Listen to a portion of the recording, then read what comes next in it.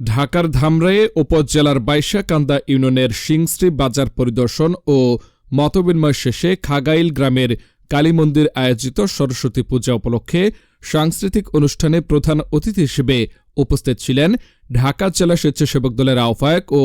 ঢাকা ২০ ধামরাই আসনে বিএনপি থেকে জাতীয় সংসদ নির্বাচনে এমপি পদে মনোনয়ন প্রত্যাশী নাজমুল হাসান অভি।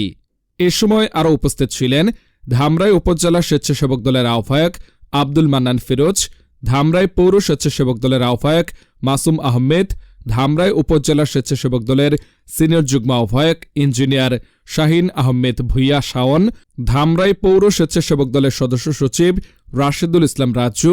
ধামরাই শ্রমিক দলের সাধারণ সম্পাদক লেহাজ উদ্দিন, ধামরাই পৌর কৃষক দলের নেতা সাইদুর রহমান চনি, পূজা কমিটির সদস্যবৃন্দ এবং এলাকার বিশিষ্ট ব্যক্তিবর্গ সহ বিপুল সংখ্যক এলাকাবাসী। সাংস্কৃতিক অনুষ্ঠানে উপস্থিত সবাই সরস্বতী পূজার আনন্দে অংশগ্রহণ করে এবং ধর্মীয় ঐক্য ও শান্তির বার্তা প্রদান করেন।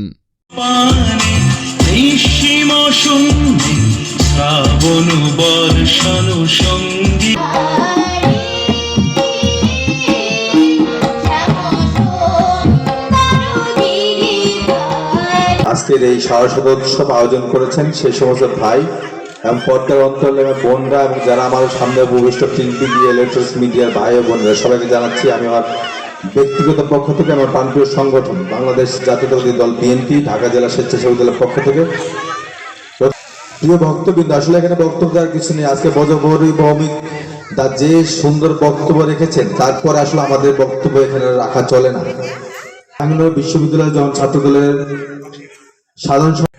মঞ্চে উপবিষ্ট সভাপতি মহোদয়, প্রধান অতিথি এবং প্রধান অতিথির এই ধর্মীয় অনুষ্ঠানে আমরা আসতে পেরেছি, তার জন্য আমি আমার ব্যক্তিগত পক্ষ থেকে ঢাকা জেলা স্বেচ্ছাসেবক দলের সংগ্রামী আহ্বায়ক জননেতা